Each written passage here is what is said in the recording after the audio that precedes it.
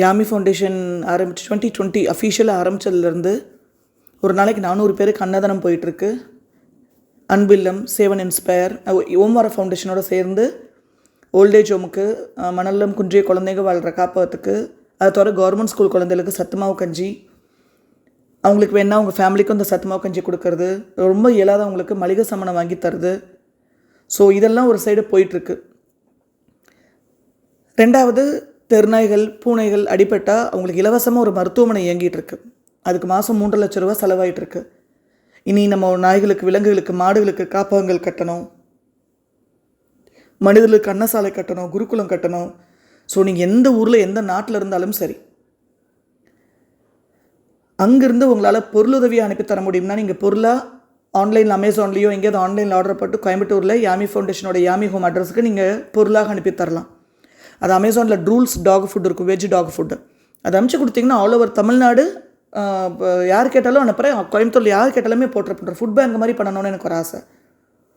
இது எல்லா விலங்குகளுக்கு அப்புறம் பண்ணணும். அதனால தானே அந்த சாங்சுரி மேலே ஆசைப்படுறது. கடவுள் யாராவது ஒருத்தரோட மண்டைக்குள்ளே போய் கனவுல இறங்கி நீ ஒரு 10 ஏக்கர் யாமி ஃபவுண்டேஷன் நீ தானமாக கொடு அப்படின்னு சொல்லி ஒரு 10 பேரோட மனசுக்குள்ளே போய் கடவுள் போய் உள்ளிறங்கி சொல்லணும். அந்தந்த ஊரில் அங்கங்கே முதியோர் இல்லமும், குழந்தைகள் காப்பகம், மனநலம் குன்றிய குழந்தைகளுக்கு உண்டான காப்பகங்களும், அன்னசாலையும், மிருகங்கள் சாலையும் உருவாகணும்.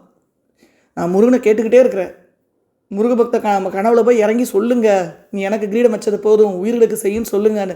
சிவபக்தர்கிட்ட அதே தான், சிவன்ட்டு அதே தான் கேட்குறேன். சிவனடியார்கள் மனசில் போய் இதை சொல்லு சிவா அப்படின்னு கெஞ்சிகிட்டு இருக்கேன். ஸோ யாமி ஃபவுண்டேஷனில் நீங்கள் மெம்பர் ஆகிட்டு பண உதவியாக கூட மந்த்லி கான்ட்ரிபியூஷன், ஆனால் இதெல்லாம் கமிட்மெண்ட்டு. டாக்டருக்கு சம்பளம் கொடுக்காமல் இருக்க முடியாது, வெட் அசிஸ்டண்ட்டுக்கு சம்பளம் கொடுக்காமல் இருக்க முடியாது, அந்த கிளினிக் ரெண்ட் 25,000 கொடுக்க முடியாமல் இருக்காது, செய்ய முடியாது, கரண்ட்டுக்கு பேமெண்ட் பண்ணாமல் இருக்க முடியாது. ஸோ அது வந்து மந்த்லி கமிட்மெண்ட்டுக்குள்ளே தைரியமாக இறங்கியிருக்கேன் நான். அதுக்கப்புறம் வித்து வேணாலும் கடன் அடைக்கிற நிலைமைக்கு நான் போயிடுவேன். என்ன பண்ணுறது, உங்கள் சப்போர்ட் இல்லைன்னா. ஸோ முடிஞ்ச அளவுக்கு உங்களோட ஆதரவை கொடுங்க. நல்லதுக்காக மட்டுமே பயன்படும். நான் சம்பாதிக்கிறது, என் குழந்தைங்க 2 பேருமே சம்பாதிக்கிறதே போதுமானது எங்கள் குடும்பத்தை பார்த்துக்கிறதுக்கு. நான் ஊர் சொத்தை வாங்கி, ஊர் பணத்தை வாங்கி நாங்கள் எதையுமே சேர்த்த வேண்டிய அவசியம் இல்லை. கடவுள் அந்த இடத்துல வைக்கலை. ஸோ நல்லதுக்கு மட்டுமே பயன்படும். யாமி ஃபவுண்டேஷனில் மெம்பர் ஆகிக்கோங்க. நிறைய புண்ணிய பலன்களை சேர்த்துக்கோங்க. நம்ம வீடு வசதி, வாகனம், சுகம், சௌரியமெல்லாம் நம்ம அடுத்த தலைமுறைக்கு கொடுத்துட்டு போக முடியாது. அவங்களாம் அதுக்கு இருப்பாங்களான்னு தெரியாது. என்ன தெரியும், நம்ம இருப்போமான்னு தெரியுமா? முதல்ல அத்தனையும் சேர்த்து வைக்க, அதை அனுபவிக்க அவங்க இருப்பாங்களான்னு தெரியுமா? ஆனால் நம்ம சேர்த்து வைக்கிற அந்த புண்ணிய பலன்கள் நம்மளோட பல பிறவிகளுக்கும், நம்மளோட அடுத்த சந்ததிகளுக்கும் போய் சேரும். மாற்றம் இல்லாமல் போய் சேரும். இம்மையில் கூட சந்தேகம் இல்லை. புண்ணிய பலன்களை சேர்த்துக்கோங்க. பூமி எவன் வேணாலும் சேர்த்தலாம். 10 வீடுக்கு 10 இடத்துல எவ்வளோ வேணாலும் வாடகைக்குள்ள, யார் வேணாலும் கந்து வட்டி, மீட்டர் வட்டிக்கு பணமாக்கிட்டே இருக்கலாம். அனுபவிக்கிறதுக்கு நீங்கள் நல்ல விதமாக பிறக்கணும்ல. அடுத்த பிறவியில் உங்கள் வருங்கால சந்ததியினர் இருக்கணும்ல. அதுக்கு இந்த பணம் மட்டும் பத்தாது, இந்த சொத்து மட்டும் பத்தாது.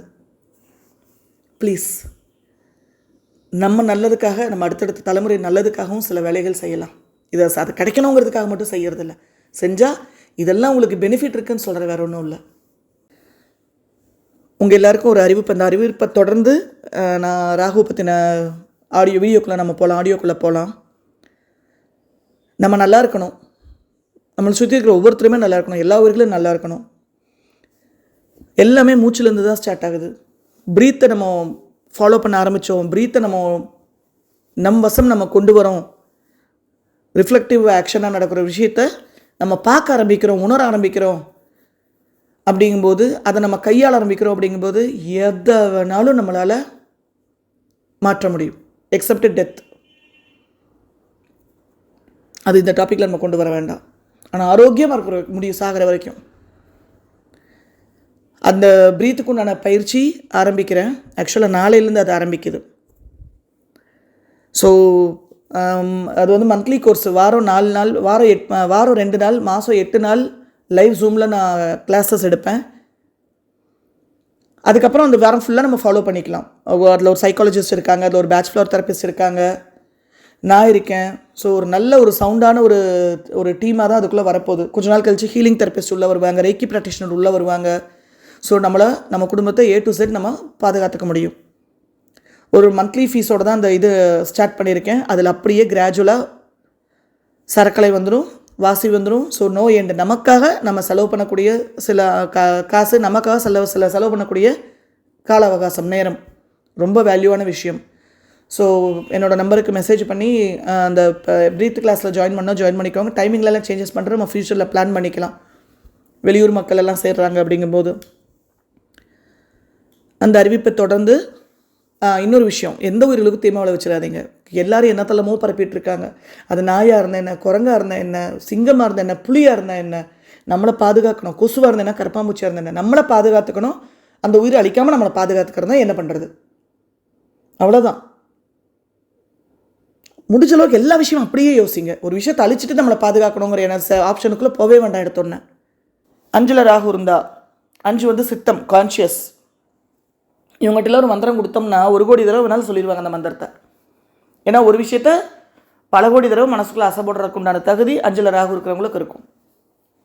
அப்போ அது எப்படி அதை மேனிஃபெஸ்ட் பண்ணிட்டு இருப்பாங்கன்னு பாருங்கள். 5ல் ராகு இருக்கிற உங்கள் நபர் ஆன்மீகத்தை பற்றியோ இல்லை நடந்த பிரச்சனையை பற்றியோ ஏதோ ஒரு விஷயத்தை மனசுக்குள்ள அசைப்போட்டாங்கன்னா அவங்க அதை எப்படி அசைப்பட்டு இருப்பாங்கன்னு யோசிச்சு பாருங்கள்.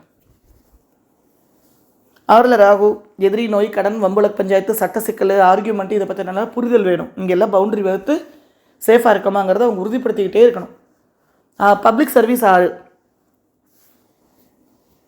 மற்றவங்களுக்காக தன்னைத்தானே உருக்கிக்கிறவங்களும் அந்த 6ல் இருக்கிற ஒரு கிரகம் இருந்துச்சுன்னா அதுலேயும் இறங்கினாங்கனாலும் இவங்க தான் அக்மார்க் தியாகிகளாக இருப்பாங்க.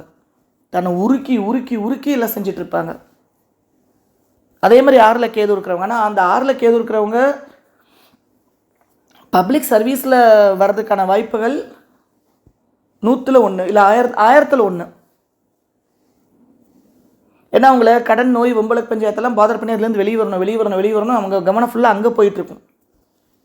ஏன்னா அவங்களுக்கே தெரிஞ்சோ தெரியாமலோ அந்த பாவத்தில் சில லெசன்ஸை லேர்ன் பண்ணி அதுலேருந்து டிட்டாச் ஆகணுங்கிறது தான் கேது போய் உட்காந்துருக்கிறது. கேது உட்காந்துருக்கிற பாவத்தில் வந்து முடிச்சுட்டுருன்னு சொல்லும். அங்கே டிட்டாச் ஆகிற இடம். அப்போ அவங்க அந்த ப்ராசஸில் தான் இருப்பாங்க. 6ல் ராகு வந்து உருவாக்குற இடம். அது அடுத்து ஒரு 100 ஜென்மத்துக்கு அது போயிடும்.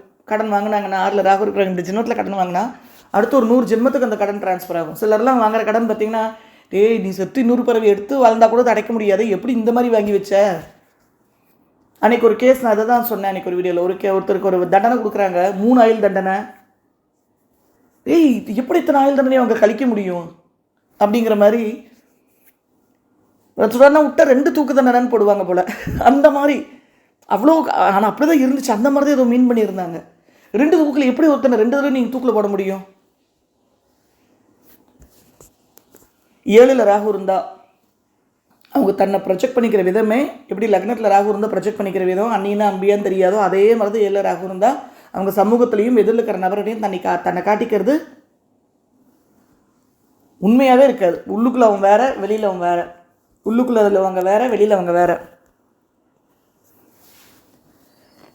எதிர்பாலினர்கிட்டையும் திருமண வாழ்க்கையில் அவங்களுக்கு உண்டான எதிர்பார்ப்பை ஃபுல்ஃபில் பண்ணுறதுக்கு பிரம்மனே புதுசாக ஒரு ஆணையோ ஒரு பெண்ணையோ படைச்சு கொண்டு வந்து தம்பி ஏமா அப்படின்னு பக்கத்தில் உட்காந்து எல்லாம் A to Z பாயிண்டாக நோட் பண்ணி உனக்கு பொண்டாட்டி எப்போ எந்திரிக்கணும், எப்போ காப்பி போடணும், காப்பியில் எத்தனை சக்கரை போடணும்,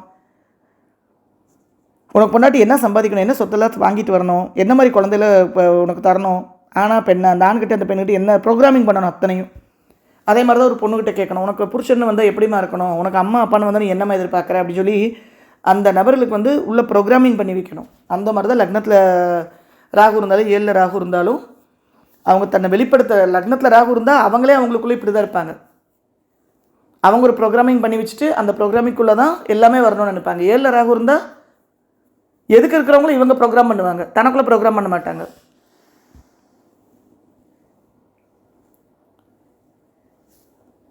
ஸோ திருமணத்தை பற்றியும் ரிலேஷன்ஷிப்பில் பற்றியும் பார்ட்னர்ஷிப்பில் பற்றியும் உங்களுக்கு உண்டான புரிதல் ரொம்பவே குறைவு. அங்கே உங்களோட நாலேஜை வளர்த்திக்கணும். ராகு பற்றின முக்கியமான பாயிண்ட் என்னென்னா, ராகு இருக்கிற பாவத்தில் அப்டேட் ஆகிட்டே இருக்கணும். நாலேஜ் வந்து புரிதல் வந்து இம்ப்ரூவ் ஆகிட்டே இருக்கணும், இல்லைன்னா அப்டேட் ஆகிரும். 8ல் ராகு எதிர்பாராத அதிர்ஷ்டம், எதிர்பாராத கண்டம், எதிர்பாராத அசிங்கம், அவமானம், எதிர்பாராத புகழ், இதெல்லாமே எதிர்பாராமல் கிடைக்கும். ராகு கொடுத்தா பூதாகரமாக கொடுக்கும். அதிர்ஷ்டத்தை கொடுத்தாலும் புதையில கொடுத்தாலும் பூதாகரமாக இருக்கும், ஆகான்னு இருக்கும். அதே அசிங்கத்தை அவமானத்தையும் அதே ராகு கொடுக்கும், ஐயோகோ அப்படின்னு இருக்கும். ஸோ மிதம், ராகு எங்கே இருந்தாலும் அந்த பாவங்கள் சம்மந்தமான விஷயத்தில் மிதம் அது உங்கள் அஸ்ட்ராலஜரை தான் கொடுக்கும். நான் சொல்கிறேன் சும்மா 1-2 பாயிண்ட் தான் சொல்கிறேன். ஒவ்வொரு பாவத்துக்கும் இப்போ லக்னத்துக்கு 100 அர்த்தம் இருக்கும், 2ஆம் பாவத்துக்கு 100 அர்த்தம் இருக்கும். அது உங்களோட அஸ்ட்ராலஜர் மட்டும்தான் அதை விளக்க முடியும், உங்களுக்கு எக்ஸ்பிளைன் பண்ண முடியும். அப்படி பேசினா ஒவ்வொரு பாவத்துக்குமே நம்ம 1/2 மணி நேரம் பேசலாம். லக்னத்தில் ராகு இருந்தால், 2ஆம் பாவத்தில் ராகு இருந்தால், ஃப்யூச்சரில் பார்ப்போம். எனக்கு அதுக்கான கால அவகாசம் கிடச்சதுண்ணா. அதுக்கு நீங்கள் இவ்வளோ வீடியோ பண்ணி இவ்வளோ மண்டை உடைக்கிறதுக்கு ஜோசியத்தை பண்ணிங்கன்னா சொல்லிட்டு போகிறாங்க, வேலை முடிஞ்சது.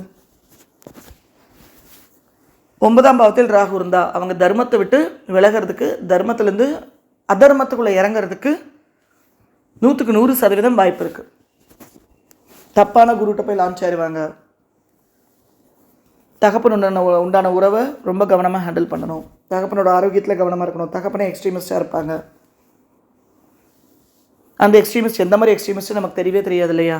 ஏன்னா ராகு பண்ணுற ஒரு விஷயத்தை நம்மளால் அனுமானிக்கவே முடியாது. அதர்மத்துக்குள்ளே போகக்கூடாது. லைஃப்பில் டிசிப்ளின் ஸ்ட்ரக்சர் கொண்டு வரணும். ஆனால் இந்த மாதிரி நபர்களில் ராகு பாசிட்டிவாக ஆக்டிவேட் பண்ணாங்கன்னு வச்சுக்கோங்க, பங்க்சுவாலிட்டின் சேகரமாக இருப்பாங்க, டிசிப்ளினோட சேகரமாக இருப்பாங்க. ஏகலைவன் குருக்கு கட்டவரில் தட்சிணியாக கொடுத்தா அப்படின்னா 9 ராகு இருந்தால் ஆச்சரியப்படுறதுக்கே இல்லை. ஆனால் டிசைப்பிளாக இருந்தாலும் அந்த மாதிரி ஒரு எக்ஸ்ட்ரீமிஸ்ட் குரு பக்தனாக இருந்தாலும், அதுவே குருவை நிந்திக்கிற குருவை கழுவி ஊற்றுற நபர்களுக்கும் 9 ராகு இருக்கும். So it's about how you are activating that Rahu. உங்களுக்குள்ள இருக்கிற அந்த ராகுவை நீங்கள் எப்படி ஆக்டிவேட் பண்ண விரும்புகிறீங்கிறது அந்த அவேர்னஸ்க்காக தான் நான் சொல்கிறேன். இது மாற்றவே முடியாத நான் இதெல்லாம் பேசிட்டு போகிறேன். இவ்வளோ எனர்ஜி எதுக்கு நான் செலவு பண்ணுறேன் உங்கள்கிட்ட? மாற்றிக்கோங்க. 10ல் ராகு இருந்தால் தொழிலை தொட்டு நாலேஜ் அப்கிரேட் பண்ணிக்கிட்டே இருக்கணும். தேவையில்லாமல் பெருங்கடனுக்குள்ளே தேவையில்லாத ஹியூஜ் இன்வெஸ்ட்மெண்ட்டுக்குள்ளே இறங்கிடக்கூடாது. பவுண்டரிஸ் வச்சுருக்கணும். எத்தனை வந்தால் என்ன பிரச்சனை வந்தாலும் சரி, இல்லை எவ்வளோதான் நான் பெரிய பெரிய மல்டி கோடீஸ்வரனாக இருந்தாலும் சரி, இதுக்கு மேலே இந்த தொழிலில் காசை போட்டால் அது நஷ்டம்தான் அப்படின்னு புரிதல் வரணும். அந்த டைமில் புகழ் கீர்த்திக்காகவே அவங்க எல்லாமே பண்ணிகிட்ருப்பாங்க. தொழிலுக்காகவும் புகழுக்காகவும் கீர்த்திக்காகவும் தான் அவங்களோட என்டையர் லைஃப் இருக்கும். 11ல் ராகு இருந்தால் மாஸ் ஐடென்டிட்டி, எல்லாருக்கும் என்ன தெரியணும், எல்லாரும் என்னை பற்றி பேசணும். இந்த 3-11 பாசிட்டிவ் ஆக்டிவேட் பண்ணுறது ரொம்ப சுலபம். நீங்கள் ஒரு விஷயம் பேசுகிறீங்க அப்படின்னா, 3ஆம் பாவத்தில் ராகு இருந்தால், 11ஆம் பாவத்தில் ராகு இருந்தால், இல்லை 3ஆம் அதிபதி 11ஆம் அதிபதி ராகு நட்சத்திரத்தில் இருந்தால், ஒரு விஷயம் பேசுகிறீங்கன்னா அந்த விஷயத்தால் யாராவது ஒருத்தருக்கு பைசா பிரயோஜனம் இருக்கணும். அவங்களுக்கு ஏதோ ஒரு விதத்தில் ஒரு நல்லது நடக்கணும், ஒரு நல்லது கிடைக்கணும். அப்படி இல்லைன்னா அதை பேசாதீங்க, அதை பகிராதீங்க. நாலேஜ் எனக்கு விவரம் தெரிஞ்சு நான் இந்த ஃபீல்டுக்குள்ளே வந்தனாலும் கிடையாது, கர்மா பற்றி தெரிஞ்சாலும் கிடையாது. இந்த நார்மலாகவே ஏக்கா சமைச்சிங்களா, என்ன சமைச்சிங்க, எங்கே அம்மா போயிட்டாங்களா, வீட்டுக்கார் வெளியே போயிட்டாரா, வேலைக்கு போயிட்டாரா, எங்கே உங்கள் மாமியாரை பார்த்தேன் காணோம், குழந்தை வந்திருக்காங்களா, எப்போ, இது எதுக்குமே எனக்கு நேரம் இருந்ததில்லை என்னோடய டே ஒன்லேருந்து. ஆனால் பக்கத்தில் ஐயோன்னு ஒரு சத்தம் மட்டும் கேட்டுச்சுன்னா முதலால் எதை வேணாலும் எட்டி குதிச்சு போய் அவங்க வீட்டில் நினைப்பேன், என்ன பிரச்சனை ஏதாவது ஹெல்ப் பண்ணணுமா அப்படின்னு. 3-11 பாசிட்டிவ் ஆக்டிவேஷன் அதுதான். யாராவது ஒரு விஷயத்தை தேவையில்லாமல் என்கிட்ட வளவளன்னு பேசி சொல்லிட்டு இருந்தாங்க அப்படின்னா, நீங்கள் பேசுகிற இந்த விஷயத்தால் உனக்கு ஏதாவது பிரயோஜனம் இருக்கா என்கிட்ட நீங்கள் சொல்கிறனால, அதுக்கு நான் ஏதாவது தீர்வு கொடுக்க முடியுமா? இல்லை நீ ஏதாவது பண்ணிகிட்டு இருக்கேன் அப்படின்னா, இது மூலமாக பேசிகிட்டு இருக்கேன், டைம் எடுத்துகிட்டு இருக்கேன், என்னோடய எனர்ஜி வாங்கிட்டு இருக்கேன்னா இதில் எனக்கு ஏதாவது பிரயோஜனம் இருக்கா? என் குடும்பத்துக்கோ உலகத்தில் உள்ள மற்ற உயிர்களுக்கோ பூமிக்கோ இது ஏதாவது நன்மை செய்யக்கூடிய விஷயமா இருக்கா? இப்படியே தான் நான் கேட்பேன், ஓப்பனாக கேட்பேன். நான் என்னோடய டிஸ்அக்ரிமெண்ட்டை அழுத்தமாக தெரிவிப்பேன். நான் என்ன பேசுகிறீங்க, என்ன பகிர்றீங்கிறதுல ரொம்ப கவனமாக இருங்க. அது ரொம்ப ரொம்ப அவசியம். கொசன்னு மெசேஜ் அனுப்புறது, கொசன்னு ஸ்டேட்டஸ் வைக்கிறது, தேவையில்லாமல் விஷயங்களை எல்லார்ட்டையும் பகிர்ந்துக்கிட்டு இருக்கிறது. நீங்கள் வாட்ஸ்அப்பில் வைக்கிற ஸ்டேட்டஸ்ஸு, இப்போ இந்த நீயானா ஷோவில் என்ன பண்ணாங்க, அதெல்லாம் நெகட்டிவ் ஆகும். எனக்கு வந்துச்சு, இப்போ பங்கெடுத்துக்கிறதுக்கு வந்துச்சு. நான் ஒரே வார்த்தை சொல்லிட்டேன், தெளிவாக ஒரே வார்த்தை. எனக்கு அந்த டீம்லேருந்து வந்தபோது அவங்க மேனேஜர்கிட்ட, ஷோ மேனேஜர்கிட்ட, எனக்கு நாய் முக்கியம்னு சொல்லிட்டு நான் மனுஷனை பற்றி பாதர் பண்ணாமல் இருக்க முடியாது. அங்கே பிரச்சனை வேறு. பிரச்சனை அரசு இதை இறங்கி நீட்டாக மனிதனுக்கும் நாய்களுக்கும் ஒருபட்சமாக பார்க்காம 2 பேரையும் பொதுவான ஒரு இடத்துல வச்சு தீர்வு எடுக்கணும், ப்ராப்பராக தீர்வு எடுக்கணும். அதுக்கு உண்டான கருத்தடை டைமுக்கு பண்ணி கொடுக்கறது, தடுப்பூசிகள் தவறாமல் போடுறது, எல்லாருமே ஆட்டையை போட்டுட்டு இன்றைக்கி உட்காந்துட்டு நம்ம ஒரு சாராரை அழிக்கணும்னு சொல்கிறாங்க பார்த்தீங்களா, முடிவு பண்ணது பார்த்தீங்களா ஒரு டீமு ராகு. மக்களுக்கு நல்லது நடக்கணும், நாயெல்லாம் பிடிச்சாடா அப்படின்னா ராகு. அன்றைக்கி அந்த ஷோ வந்ததுக்கப்புறம் எவ்வளோ அனிமல் அப்யூஸ் தெரியுங்களா, எங்கே போய் கழிக்க போகிறாங்க இதெல்லாம். அது அத்தனை பேர் ஸ்டேட்டஸாக வைக்கிறாங்க. முடிச்சது 3ஆம் பாவமாக அவங்க பேசினது, அவங்க இப்போ டெலிகாஸ்ட் பண்ணது, 11ஆம் பாவமாக மாஸ்கிட்ட போய் ரீச் ஆனது, அதை மாஸ் எப்படி ரிசீவ் பண்ணுது, மாஸ் எப்படி ஹேண்டில் பண்ணுது, எவ்வளோ பெரிய மேஜர் இம்பேக்டை நீ உனக்கு தெரிஞ்சோ தெரியாமலோ, இல்லை தெரியாமல ராகு ஒரு விஷயம் பண்ணவே பண்ணாதுங்க. தெரியாமல் பண்ணிட்டேன்னு மட்டும் சொல்லவே கூடாது. தெரிஞ்சு எவ்வளோ பெரிய டேமேஜ் நீங்கள் க்ரியேட் பண்ணியிருக்கீங்க. ஒரு ஸ்பீசஸ்க்கே நீங்கள் எவ்வளோ பெரிய டேமேஜை க்ரியேட் பண்ணியிருக்கீங்க. நீ பல 100 கோடி பிறவி எடுத்தாலும் உன்னால் அந்த கடனை அடைக்கவே முடியாது. அந்த துரோகத்தை உனக்கு மன்னிப்பே கிடைக்காது. உங்களுக்கு பொன் குழந்தை பிறந்திருந்தாலும் பையன் குழந்தை பிறந்திருந்தாலும் யாரெல்லாம் அதுக்கு எகென்ஸ்டாக நீங்கள் பேசுனீங்களோ, அது பணத்துக்காக பேசுனீங்களோ, புகழுக்காக பேசுனீங்களோ, நீங்கள் இந்த எபிசோட பணத்துக்காக, டிஆர்பி ரேட் ஏற்றுறதுக்காக, எதுக்காக நீங்கள் அதை பண்ணினீங்களோ, ஆனால் தெரிஞ்சு ஒரு டேமேஜை ஏற்படுத்திங்க. ஒரு குளம், ஒரு உயிரினமே அழிகிற அளவுக்கு நீங்கள் ஒரு டேமேஜ் ஏற்படுத்திட்டீங்க. இது நீங்கள் எத்தனை 100 வருடங்கள் இது கடந்து போகும் தெரியல. இப்போ நீங்கள் ஏற்படுத்தின டேமேஜுக்கு உண்டான கர்மா எவ்வளோ மடங்கு உங்களுக்கு திரும்பி வரும் தெரியுமா, உங்கள் சந்ததியினருக்கு கிடைக்கும் தெரியுமா. தயவுசெய்து உஷாராயிட்டு சரி பண்ணிட்டு போயிருங்க. அதுக்கு முன்னால் செத்து போயிடாதீங்க. அவ்வளோதான் சொல்லுவேன் நான். நம்ம எதை கொடுத்தாலும் அது பன்மடங்காக மாற்றி காட்டுறதா ராகுவோட எனர்ஜி. நம்ம ஒரு நெகட்டிவ் இம்பேக்டை கிரியேட் பரப்பிட்டோம் அப்படின்னா அது பல மடங்கு அது இம்பேக்ட் ஏற்படுத்தும் போது அதோட பலன் பல மடங்கு உங்களுக்கு திருப்பி கிடைக்கும். இப்போ நான் ஒரு விஷயத்தை பேசுகிறேன். இந்த ஒரு வீடியோ மூலமாக ஒருத்தருக்கு நல்லது கிடைச்சது, நல்லது நடந்திருக்கு அப்படின்னா அவங்க மனசார வாழ்த்துறாங்க, பாராட்டுறாங்கன்னா அவங்க வாழ்த்தவும் வேண்டாம், வாயும் வயிறும் பாராட்டாட்டியும் பரவாயில்ல, வாழ்த்தாட்டியும் பரவாயில்ல. அங்கே ஒரு நல்ல விஷயம் நடக்கும்போது அதுக்கு அது ஒரு எனர்ஜி ஜென்ரேட் பண்ணும்ல, அதுக்கு கர்த்தா நானாக இருப்பேன்ல. அந்த எனர்ஜி ராகு மூலமாக நான் மாஸ் மீடியா மூலம் நான் க்ரியேட் பண்ணேன் அப்படின்னா எனக்கு பல லட்சம் மடங்காக ரிட்டர்ன் திரும்பி வரும். ஏன்னா ராகு எதையுமே பூதாகரமாக தான் திருப்பி தரும். அப்போ ஒரு டேமேஜ் ஏற்படுத்தினா எவ்வளோ பூதாகரமாக உங்களுக்கு திரும்பி வரும். சொல்லுவாங்கள்ல, உன்னோட பையன், உன் பொண்ணு, உன் பையனுக்கு பிள்ளைக்கும் பிறக்கக்கூடிய பொண்ணு பையன் போடுங்கன்னு ஒரு 100 சந்ததி நீங்கள் எடுத்துகிட்டு போங்க. அதுக்குண்டான நெகட்டிவ் கர்மா அழியவே அழியாது. பிலி சுனியவளை வீட்டுக்குள்ளே விட்டு ஒவ்வொரு நபருக்கும் உங்கள் குடும்பத்தில் நீங்களே சொருகி விட்டுட்டீங்கன்னு அர்த்தம். அழிச்சிருங்க, மாற்றி பண்ணிடுங்க, சிக்கிடுவீங்க, தீர்வே கிடைக்காது.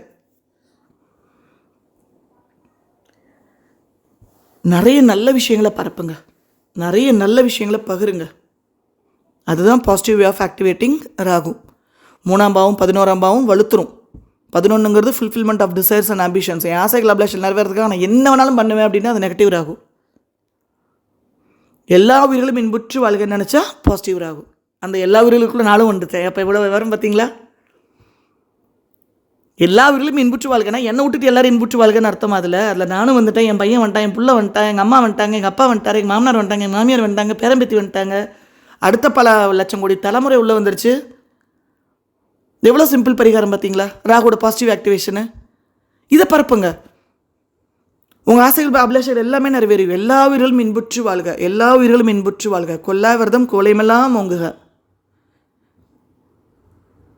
அன்பை பரப்புங்க, பாசத்தை பரப்புங்க, கருணையை பரப்புங்க, பரிவை பரப்புங்க.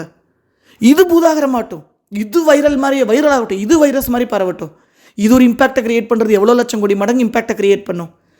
அவ்வளோ பெரிய இம்பேக்டுக்கு உண்டான லட்சம் கோடி மடங்கு புண்ணிய கர்மா உங்களுக்கு எப்படி ரிட்டர்ன் வந்து சேரும். இது எவ்வளோ பெரிய மாஸ் பார்த்தீங்களா? தனியாக நம்ம ரோட்டில் போகும்போது நம்ம ஸ்கிட்டாகி விழுந்தோம்னா அது அந்த டேமேஜ் ஏற்படுத்த செவ்வாய். நம்ம கீழே விழுந்து மேஜர் ஆக்சிடெண்ட்டாக அது மாறும் பார்த்தீங்களா, ஸ்கல் ஓப்பன் ஆகும் பார்த்தீங்களா, அது எந்த டேமேஜ் ராகு. தனியாக நான் வண்டியில் போய் விழுந்தா செவ்வாய், ஃப்ளைட்டோடு நம்ம அடி வாங்கினா ராகு. ராகு கும்பத்தில் இருக்கிற ராகு ஃப்ரீ ஹிட்டு. அந்த ஃப்ரீ ஹிட் எப்படின்னா அடுத்த 18 மாதம் அடிக்கிற ஒவ்வொரு பாலுமே ஃப்ரீ ஹிட்டுன்னு எப்படி இருக்கும், அந்த ராகு எப்படி இறங்கி ஆடும். கவனம் மக்களே. யாருமே எமோஷனை ப்ராப்பராக ஹேண்டில் பண்ண மாட்டாங்க, எண்ணங்களை ப்ராப்பராக ஹேண்டில் பண்ண மாட்டாங்க. போதும் 6 மாதம் கேவலமான ஃபுட் ஹேபிட்ஸ் எடுத்தாச்சுன்னா 7ஆவது மாதம் பூதாகரமான நோய் வந்துடும். இந்த கும்பத்தில் ஆல்ரெடி வந்துருச்சு. 5 மாதம் ஆச்சு ராகு சார்ஜ் எடுத்து. அதுக்குள்ளேயே எவ்வளோ விஷயங்களை நம்ம கேட்டுட்டோம். இன்னும் ஆழிப்பேரலையெல்லாம் இருக்குது மக்களே, இருக்குது. ரொம்ப உஷாரு, ரொம்ப அலர்ட்டு. கும்பம் காலபுருஷனோட ஒரிஜினல் பாதகஸ்தானம் 11ஆம் பாவம். Fulfilment of desires and ambitions. அந்த இடத்துல ராகு யார் என்னென்ன அடையணும்னு ஆசைப்படுறானோ, நிறைவேற்றிக்கணும்னு நினைக்கிறானோ அது எல்லாமே அடையிறதுக்கு தூண்டுறாகும். அப்போ யார் என்னென்ன ஆசைப்படுவாங்கன்னு தெரியாதுல்ல. ரொம்ப கவனமாக இருங்க. 12ஆம் பாவத்தில் ராகு இருந்தா அவங்களுக்கு செலவு பண்ணுறதுல கண்ட்ரோலே இருக்காது, பவுண்டரியே செட் பண்ண மாட்டாங்க. அந்த செலவு பண்ணுறது வந்து தன் குடும்பத்துக்காக பண்ணுறாங்களா, தனக்காக பண்ணுறாங்களா? டெய்லி ஒரு 4000 5000 ரூபா கொடுத்து மதுபானம் வாங்குறதுக்காக செலவு பண்ணுறாங்களா, இல்லை டெய்லி ஒரு தன்னை சந்தோஷமாக வச்சுக்கிறதுக்காக யாரையா தேடி போயிட்டு அங்கே போய் லட்சக்கணக்கில் பணம் செலவு பண்ணுறாங்களா? பாடசாலைகள் கட்டவும் குருகுல கல்வி முறையை கட்டுறதுக்கும் அமைக்கிறதுக்கும் செலவு பண்ணி இங்கே கட்டடங்கள் எழுப்புறாங்களா? அன்னசாலை, வைத்தியசாலையெல்லாம் பொது ஜனத்துக்காக அனிமல் ஷெல்டர்ஸ், அனிமல் சாங்சுரிஸ் எல்லாம் உருவாக்குறாங்களா? அவங்க அந்த விரயத்தை வந்து எதில் பண்ணுறாங்க அப்படிங்கிறது அது இருக்குல்ல. விரயம் பண்ணுறது நமக்கு ரிட்டனாக என்ன வரப்போகுது? ஏன்னா ஒரு விஷயத்தை விரயம் பண்ணும்போது தான் புதுசாக ஒன்று உருவாகும். அதனால தானே இறக்க கிணறு ஊருன்னு சொல்கிறாங்க. காலியேறணும்னு சொல்லணும் இல்லை, ஊரும். நாலேஜை நம்ம விரயம் பண்ண அது ஊரும். அப்போ நீங்கள் நிறைய விஷயங்கள் நல்லவைகளுக்காக செலவு பண்ண அது ஊறிக்கிட்டே இருக்கும். தீய விஷயங்களுக்காக செலவு பண்ணும்போது அது ஊறிக்கிட்டே இருக்கும். கவனம், எதுக்காக நம்ம விரயம் பண்ணுறோம், அந்த விரயத்தோட அல்டிமேட் பர்பஸ் என்ன, கோல் என்ன? அவங்களுக்கு தூக்கம் வராது நிம்மதியாக. ஏன்னா இப்போ அதே மாதிரி செக்ஷுவல் ப்ளஷரில் திருப்தி இருக்காது. 7 இருந்தாலும் சரி, 12 இருந்தாலும் சரி, ராகு எங்கே இருந்தாலுமே திருப்தி இருக்காது. திருப்தியை நம்ம தான் கொண்டு வந்துக்கணும். 12ங்கிறது போதை. அந்த போதை உங்களுக்கு எங்கே இருக்குது, அதில் கவனமாக இருந்துக்கோங்க. 6ங்கிறது பப்ளிக் சர்வீஸு. அதில் போதை இருந்துச்சுன்னா அது மூலமாக சமூகத்தில் ஒரு பெரிய இம்பேக்ட் இருக்கும். அதில் நீங்கள் இன்வால்வ் ஆகும்போது நிறைய மேஜர் பாசிட்டிவ் இம்பேக்டை சமூகத்தில் ஏற்படுத்தும். அது மூலமாக உங்களுக்கு புண்ணியகரமாக பல லட்சம் கோடி மடங்கு திரும்ப கிடைக்கும்.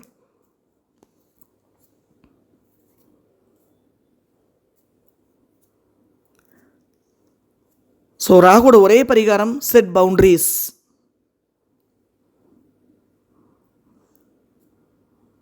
பேசினா நிறைய பேசிக்கிட்டே இருக்கணும். கீ பாயிண்ட்டை மட்டும் மறந்துடாதீங்க. ராகு இருக்கிற பாவத்தில் பவுண்டரி செட் பண்ண தெரியாது. ராகு நட்சத்திரத்தில் ஒரு கிரகம் இருந்துச்சு, ஒரு பாவாதிபதி இருந்துச்சுன்னா அங்கே பவுண்டரி செட் பண்ண தெரியாது. செட் பவுண்டரிஸ், சிம்பிள் தம்புருள். எல்லா உயிர்களும் இன்புற்று வாழ்க, கொல்லா விரதம் குவளைமெல்லாம் ஓங்குக. அருட்பெருஞ்சோதி அருட்பெருஞ்சோதி தனிப்பெருங்கருணை அருட்பெருஞ்சோதி. பாம்பு, பல்லி, பூரா, தேளு, நாய், பூனை, கொசு, ஈயு எல்லார் மேலேயும் கருணையோடு இருப்போம். நமக்கு தெரிஞ்சோ தெரியாமலையோ நம்ம சாப்பாட்டில் வந்து ஈ விழுந்துடும், நம்ம வாய்க்குள்ளேயே கொசு போயிருக்கோம், இல்லைன்னு சொல்ல முடியாது. நீங்கள்லாம் என் வண்டியில் நான் இப்போ வண்டி நார்மலாக போயிட்டுருக்கு, சல்லுன்னு ஒரு பச்சோந்தி குறுக்க வந்து வீலில் ஏறிடுச்சு. நான் திரும்பி பார்க்குறேன், நடு ரோட்டில் அந்த பச்சோந்தி கிடந்தது. நான் இன்டென்ஷனோடு செய்யவே இல்லை, அது நடந்திருக்கு. ஏதோ ஒரு கர்மம் அந்த இடத்துல ஆக்டிவேட் ஆகிருக்கு.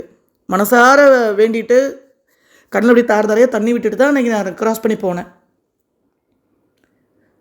சில விஷயங்கள் கழியும், சில விஷயங்கள் நம்ம வாழ்க்கையில் நடக்கும். நம்மளாக தெரிஞ்சு எதையுமே க்ரியேட் பண்ணக்கூடாது. கொசு அடிக்க மாட்டேங்க, கொசு பேட்டை வச்சு கொசு அடிக்க மாட்டேன். கரப்பாம்பூச்சி கொல்லணும், எறும்புகள் அழிக்கணும். அது நம்மக்கிட்ட அது வராமல் இருக்கிறதுக்கு என்ன மாதிரி சுத்தமாக வச்சுக்கணும். மாவு சாப்பிட தான் கரப்பாம்பூச்சி வருது. எல்லா டப்பாலையும் மாவாக தேய்ச்சி வைக்காதீங்க, சுத்தமாக வைங்க. டப்பாவை கிச்சனை சுத்தமாக பராமரிங்க. அங்கங்கே புதினா இலக்கட்டையும் புதினாவையும் பூண்டையும் பொட்டலங்கட்டி உரமாக வைங்க. அந்த வாசனைக்கு அது வராது. வேறு எங்கேயாவது அழுக்கு குப்பை மாவு தூசி இல்லைன்னு போய்க்கும். இல்லை அதே மாதிரி வீட்டுக்கு வெளியே போடுங்க. அந்த இடத்துல நைட் வந்து சாப்பிட்டு போகுது, எறும்பு சாப்பிட்டு போகுது, கரப்பாம்பூச்சி சாப்பிட்டு போகுது. இப்போ நம்ம டாக் ஃபுட்டு வைக்கிறோம், பறவை சாப்பிடுது, பூனை சாப்பிடுது, மயில் எனக்கு தெரிஞ்சு எடுக்கிறது இல்லை, மற்ற எல்லா பறவைகளும் சாப்பிடுது, பூனை எடுக்குது, பெருசல்லி நைட் வந்து சாப்பிடுது. ஸோ ஏதோ ஒன்று நீங்கள் வெளியில் அது என்ன வேணாலும் தான தர்மம் பண்ணிட்டு போங்க. வீட்டுக்குள்ளே நீங்கள் நீட்டாக வச்சுக்கோங்க. கொசு கடிக்காமல் இருக்கிறதுக்கு துணியை குமிச்சு வைக்காதீங்க. நாற்றத்தோடு இருக்கிற விஷயங்களை துணியை போட்டு ஈரத்தோடு துணியை கமுத்து வைக்காதீங்க. எல்லாத்தையும் சிந்தி வைக்காதீங்க, ஈ வராது. நைட்டு மேன்ஹோலெல்லாம் அடிச்சுட்டு வைங்க, கரப்பாம்பூச்சி வராது. ரெப்பலண்ட் யூஸ் பண்ணுங்க, கில்லர் வேண்டாம். நம்மளை தற்காத்துக்கணும். எறும்பு பிடிக்காமல் இருக்கிறதுக்கு மஞ்சளும் கொஞ்சோண்டு கல்லுப்பும் போட்டு வீட்டை தொடைங்க. ஒரு 2 சொட்டு வினிகர் ஊற்றி வீட்டை தொடைங்க. அவ்வளோதான். கொல்லணும்னுட்டு எதையுமே நினைக்க. எலி கொள்றதுக்கு ட்ராப், நானும் எலி ட்ராப் வச்சேன். வீட்டுக்குள்ளே எலி வந்துச்சுங்க லாஸ்ட் மந்த்து. உளுந்தோடனே நைட்டு 11 மணிக்கு 11:30 மணிக்கு மாட்டுச்சு. குட்டி எலி. நேராக கொண்டு ஒரு 3 கிலோமீட்டர் தள்ளி ஒரு இதுக்கடியிலே விட்டுட்டு வந்துட்டேன். அது திருப்பி அந்த மக்கள் எலியெல்லாம் நம்ம என்ன நினச்சிக்கூடாது, விட்டுட்டு வந்திருக்கோம், திரும்பி வரும்னு நாங்கள் வரல. எங்கே போச்சுன்னு தெரியல. அதுக்கப்புறம் அதை விடக்கு அது எங்கேயே போயிட்டு மல்டிபிள் ஆகிட்டே இருக்கும். எலிக்கெல்லாம் மல்டிபிளுக்கு என்ன பன்மடங்கு பெருகும் மற்ற உயிரினங்கள் எல்லாம். எந்த உயிரையும் கொல்ல வேண்டாங்க, சிம்பிள். பாசிட்டிவ் ராகு ராகுதுக்கப்புறம் எந்த ஜாதகத்தில் எந்த இடத்துல இருந்தால் நமக்கு என்ன, நம்ம பாசிட்டிவ் ஆக்டிவேட் பண்ணிட்டோம்ல. நல்லதை மட்டும் பரப்புங்க.